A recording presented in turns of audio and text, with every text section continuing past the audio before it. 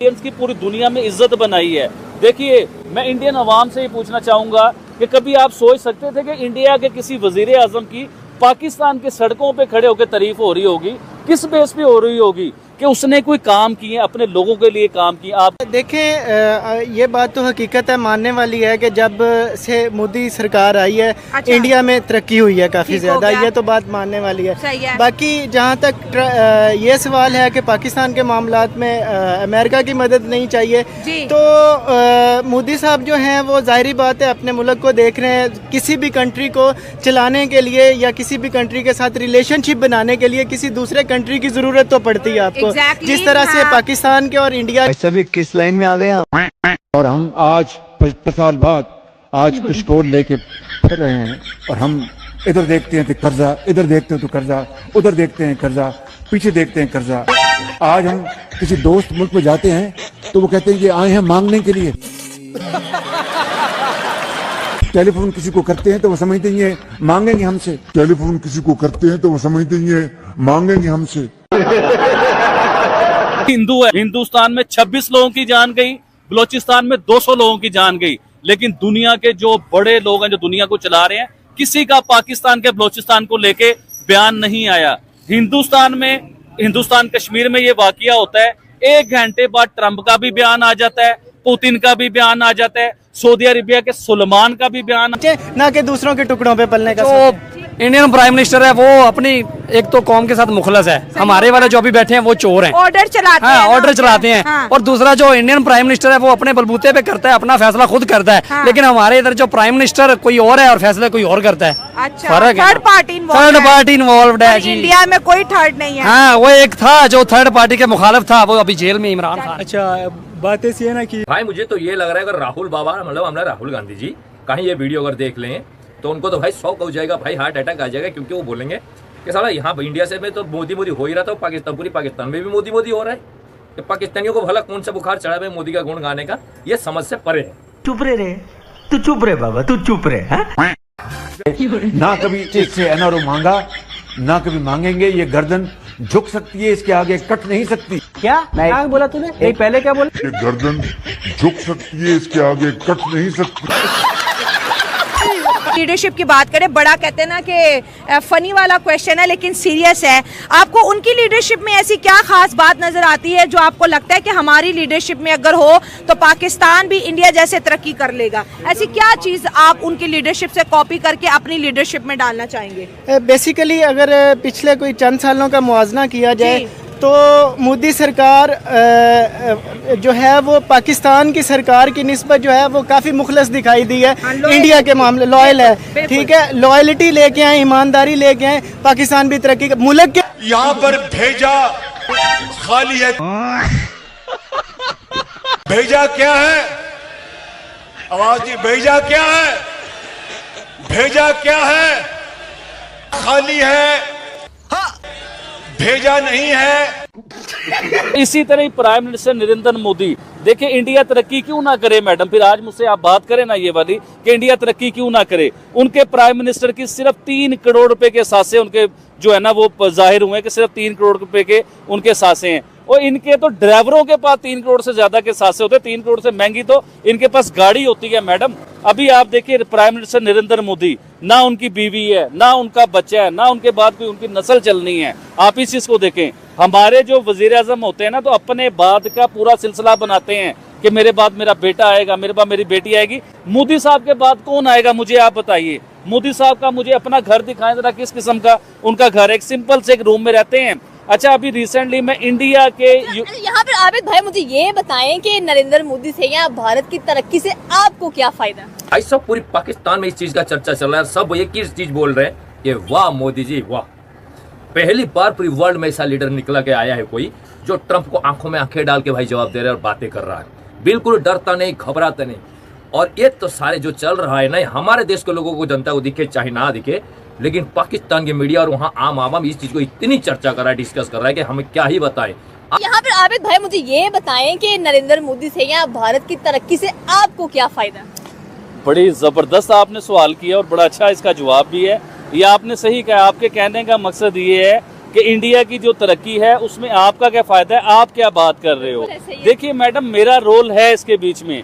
आज मैं ये बात करूंगा तो मेरी आवाम में शऊर आएगा ना कि देखिए एक सिंपल इंसान वजीर आजम है, 150 करोड़ से ज्यादा की आबादी का वो वजीर आजम है। क्या उसे प्रोटोकॉल नहीं चाहिए? क्या उसे VIP लाइफ नहीं चाहिए? क्या वो एक सिग्नेचर करे तो अरबोपति नहीं वो इंसान हो सकता? लेकिन वो आज भी आम जिंदगी जी रहा है। ये तो आप प्राइम मिनिस्टर नरेंद्र मोदी साहब की बात कर रहे हैं मैडम। आप आइए योगी जी के पास। योगी जी की सगी बहन जो CM है, पिछले 10 सालों से CM है, वो अपने यूपी के जो है ना, वो यूपी भी पाकिस्तान जितना यूपी है उसके CM है। उत्तर प्रदेश की आप बात करें, वहाँ के CM हमें योगी आदित्यनाथ नजर आते हैं। कह लेंगे जहाँ पर वुमेन एम्पावरमेंट, पॉवर्टी, गुर्बत आपको नजर नहीं आती, 0% नजर आएगी। लेकिन सवाल फिर वही यहाँ पर आता है कि पाकिस्तान में क्या कमी है जो आप कहते हैं कि आप बहुत बड़े फैन नजर आते हैं नरेंद्र मोदी के, योगी जी के, या कह लेंगे भारतीय सरकार उनकी जमहूरियत से बड़ा आपका लेके लुत्फानंदोज होते हैं। चले मैं आज जबरदस्त बात करता हूँ। आज मैं आता हूँ फैमिलीज के ऊपर। आप इमरान खान साहब की फैमिली निकाल के देख लीजिए, उनके बहन और भाई क्या कर रहे हैं। आप प्राइम मिनिस्टर जो है शहबाज शरीफ साहब, इनके भाई बहन, उनके भतीजे भांजे, उन्हें आप निकाल के देख लीजिए। इसी तरह जरदारी साहब की आप फैमिली निकाल के देख लीजिए। इसी तरह इंडिया में आप आ जाएं, जो इस टाइम इंडिया के वजीर आजम है, उनके बहन भाइयों के पास क्या प्रॉपर्टीज हैं और उस वजीर आजम के पास क्या प्रॉपर्टी है।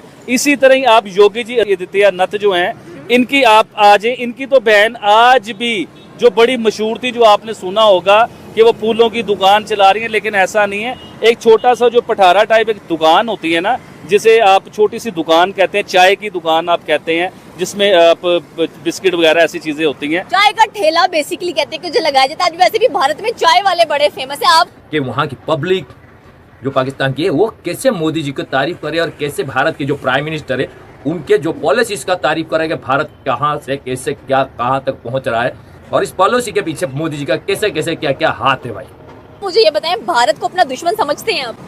इंडिया लगता है आपका दुश्मन है पाकिस्तान का? नहीं है दुश्मन हमारा। तो फिर हम उन्हें दुश्मनी क्यों लेके बैठे हुए हैं? क्यों कहते हैं कि वो हमारा सबसे बड़ा दुश्मन है? नहीं, मैं नहीं कहता। आप नहीं कहते वो दुश्मन है? आपको लगता है कि भारत दुश्मन है हमारा? नहीं है। मतलब यहाँ की आवाम भी कहती है कि भारत हमारा दुश्मन नहीं है। और स्पेशली अगर आबिद भाई की बात की जाए तो वो भी कहते हैं कि वो हमारे दुश्मन नहीं है, वो उनके बहुत बड़े फैन नजर आते हैं। आदित्य योगीनाथ की भी उन्होंने बात की, उसकी बहन का भी जिक्र किया। चलिए मुझे ये बताएं कि अगर हम लोग एजुकेशन की बात कर लें या कह लें कि अगर हम लोग एग्जाम्स की बात करें, तो आपको क्या लगता है कि नरेंद्र मोदी ने क्या कुछ करवा दिया एग्जाम्स के अंदर, या उत्तर प्रदेश की बात करेगा तो? जी मैडम, आपने बड़ी जबरदस्त मुझसे सवाल किया। पाकिस्तान में जो स्टडी का लेवल है ना, जो क्वालिटी ऑफ स्टडी है हमारे पास, उसके बारे में मैं आपको बताना चाहूँगा। पाकिस्तान का बच्चा मैट्रिक करता है, मैट्रिक के बाद FA करता है, FA करने के बाद वो ग्रेजुएशन करता है या कोई कोर्सेज करता है या MBA करता है या इंजीनियर्स बनता है। इंडिया का सिर्फ एक डिपार्टमेंट की मैं बात करने लगा, उनका IIT, इन सबको मट्टी कर जाता है। वो इतनी बड़ी उसके बीच में पावरफुल टेक्नोलॉजी लेके आए हैं, इतनी बड़ी क्वालिटी लेके आए हैं उसके बीच में कि पाकिस्तान का सब वो मट्टी कर जाता है। तो देखिए, हमें अपनी क्वालिटी ऑफ एजुकेशन पे बड़ा काम करना पड़ेगा, अपनी डेवलपमेंट पे हमें बड़ा काम करना पड़ेगा, अपने मुल्क को ऊपर लाने के लिए हमें बहुत कुछ करना पड़ेगा। देखें, कब तक हम इंडिया इंडिया इंडिया करते रहेंगे या कब तक हम इंडिया के साथ कंपेयर करते रहेंगे? कंपैरिजन तो मैंने अपनी हर वीडियो में बताया कि इंडिया के साथ हमारा कंपैरिजन खत्म हो चुका हुआ है। पाकिस्तान में बड़ा फेमस नजर आता है आबिद भाई, कभी पनामा लीक्स, कभी दुबई लीक्स, कभी कुछ लीक्स, कभी कुछ लीक्स। आज तक आपने सुना हो भाई मोदी का कोई चीज लीक हो रही है, आदित्य की कोई चीज लीक हो रही है। जयशंकर की बात करते चलते हैं, उस बंदे ने कहा है, बड़े जबरदस्त फॉरेन मिनिस्टर है भारत के, उन्होंने कहा है आबिद भाई कि अगर हम लोग ने चाइना से या रशिया से मुकाबला करना है तो भला कैसे मुकाबला करेंगे? आप जवाब दे, गेस करें। जी बिल्कुल, उन्होंने बहुत अच्छा सवाल किया है कि उनका नेक्स्ट जो मुकाबला है वो चाइना और रशिया के साथ मुकाबला है। ये है इकोनॉमी की जंग मैडम, ये वो वाली जंग नहीं रह चुकी हुई। वो पहले पिस्तौल वाली जंग होती थी, तलवारों वाली जंग होती थी, वो लोगों की जंग, जिसके पास ज्यादा लोग हैं वो जीत जाएंगे। अब ये वाली जंग नहीं होनी, नेक्स्ट जंग जो है वो इकोनॉमी की। इंडिया में आपको क्यों कहता हूँ कि वो 100 साल आगे की प्लानिंग कर रहा है, वो पाकिस्तान से 100 साल आगे जा चुका हुआ है इंडिया। अभी देखें वो 100 साल आगे की प्लानिंग क्या कर रहा है। अगर वो इस टाइम वो मुकाबला करता पाकिस्तान के साथ कि हमने पाकिस्तान के साथ जंग करनी है या पाकिस्तान के साथ मुकाबला करना है, तो 100 साल इंडिया को पीछे आना पड़ना था। आज इंडिया 100 साल आगे की बात कर रहा है कि मैंने चाइना को बीट करना है, मैंने रशिया को बीट करना है, क्योंकि चाइना इस टाइम दुनिया की बहुत बड़ी पावर बन चुका हुआ है। रशिया दुनिया की बहुत बड़ी पावर बन चुका हुआ है। अच्छा, मैं एक आपको मजे की बात बताता हूँ मैडम, इंडिया इस टाइम जो है ना, इंडिया की जमीन से पेट्रोल ना होने के बराबर निकलता है पेट्रोल, बहुत थोड़ा निकलता है, ना होने के बराबर है। लेकिन आपको एक बड़ी चीज बताऊं मैडम, इंडिया इस टाइम पेट्रोल का दुनिया में सबसे बड़ा एक्सपोर्टर है मैडम। अभी आप रिसेंटली देखेंगे कि आपको आइडिया होगा कि सऊदी अरेबिया बहुत ज्यादा पेट्रोल निकालता है, पेट्रोल से वो अपनी इकोनॉमी चलाता है। लेकिन आपको इस चीज का आइडिया है कि पेट्रोल सबसे ज्यादा सेल कौन कर रहा है? क्योंकि रिफाइनरी जो है वो सारी इंडिया में हो रही है। ये रशिया से तेल आता है, उसे रिफाइन करता है इंडिया, सऊदी अरेबिया से तेल आता है, उसे रिफाइन करता है इंडिया। आपको बदनसीबी की बात बताऊं मैडम, एक बड़ी बात बताता हूं, ये सारे प्रोजेक्ट पहले पाकिस्तान में आ रहे थे, पाकिस्तान में आए हैं, तो पाकिस्तान ने जब वो मशीनरी लगाई उसे रिफाइन करने के लिए, तो जी पता चला जी सऊदी अरेबिया का जो पेट्रोल है वो रिफाइन हो जाता है, जो रशिया का पेट्रोल है हमारी मशीनरी में वो रिफाइन ही नहीं हो रहा, जो ईरानी तेल है वो हमारे मशीनरी में रिफाइन हो ही नहीं रहा। तो यानी कि क्या दो नंबरी है, मैं इसमें बात खुल के करूंगा तो फिर आपकी और मेरी पकड़ होने लग जाएगी। भाई मैं तो चाहती हूँ आप बात खुल के करें, आप हमें भी बताएं। आखिरकार आप कह लें कि हर कोई आपको पसंद करता है, आपकी गुफ्तगू सुनना चाहता है, स्पेशली अगर देखा जाए तो वही बात फिर घूम फिर के आती है। मैडम मैं इधर खुल के बात नहीं करूंगा, लेकिन मैं आपको ये जरूर बताना चाहूंगा कि इसके बीच में कमीशन का चक्कर होता है, टोकन का चक्कर होता है इसके बीच में। देखें, वही मशीनरी सऊदी अरेबिया के पेट्रोल को रिफाइन कर लेती है। आप समझे ना, मैं आपको क्लू देता हूँ, आप इस चीज से आइडिया ले लीजिए कि एक मशीनरी है, अब मशीनरी का काम है। भाई आप दिल पर हाथ रख के बताएं कि नरेंद्र मोदी प्राइम मिनिस्टर बनेंगे या नहीं? 10 साल की हुकूमत कर चुके हैं पहले। देखिए मैडम, इसमें तो दूसरी राय कोई है ही नहीं। अगर इस टाइम भी इंडिया के प्राइम मिनिस्टर नरेंद्र मोदी नहीं ना बनते तो ये इंडिया वालों के लिए बहुत बड़ी बैड लक होगी। यकीन कीजिए, एक महबूबे वतन और एक ऐसा ताकतवर वजीर आजम जो गैरतमंद वजीर आजम है, जिसने आपकी इंडियंस की पूरी दुनिया में इज्जत बनाई है। देखिए, मैं इंडियन अवाम से ही पूछना चाहूंगा कि कभी आप सोच सकते थे कि इंडिया के किसी वजीर आजम की पाकिस्तान के सड़कों पे खड़े होकर तारीफ हो रही होगी?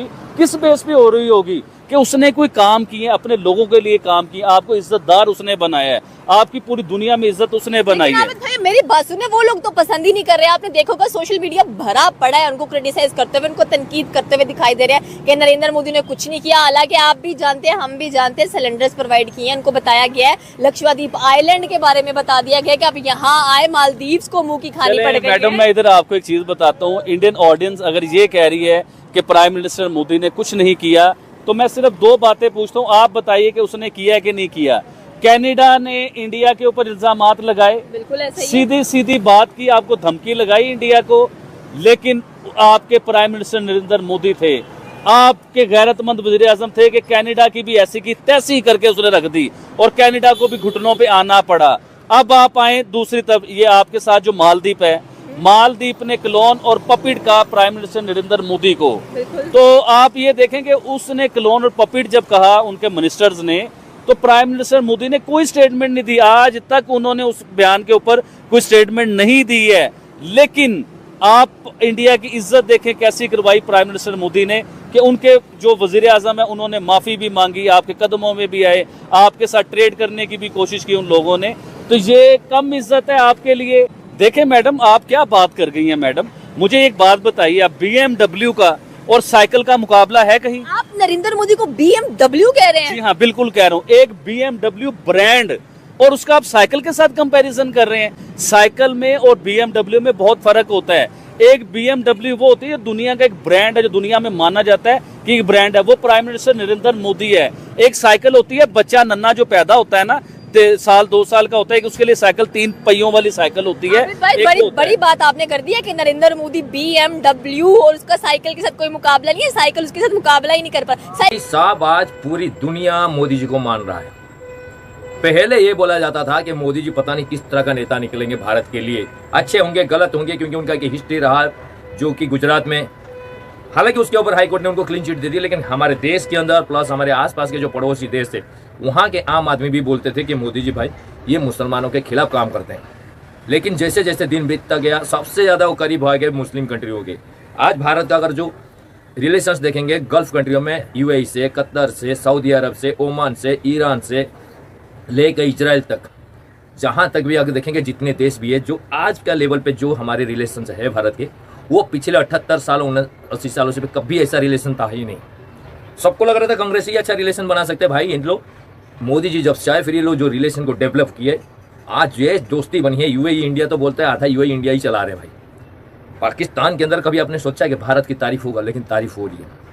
आज का डेट में पाकिस्तानी खुद भारत के तारीफ कर रहे हैं और मोदी जी के ऐसे गुण गा रहे हैं कि जो हमारे देश में बोलते हैं ना कि अंधभक्त, मुझे लगता है पूरी पाकिस्तानी मोदी भक्त हो गया भाई। उनकी बातचीत से तो ऐसा ही लग रहा है कि पूरी पाकिस्तान मोदी के भक्त है। और कल को कहीं अगर गलती से मोदी जी ट्राई ना कर ले, मुझे तो बोलता हूँ ट्राई करके देखिए, वहाँ भी इलेक्शन का फॉर्म भर दीजिए भाई, आधा से ज़्यादा वोट पड़ जाएंगे भाई मोदी जी को नाम की वजह से। आपको क्या लगता है, क्या ऐसा हो सकता है? कमेंट करके हमें जरूर बताइए।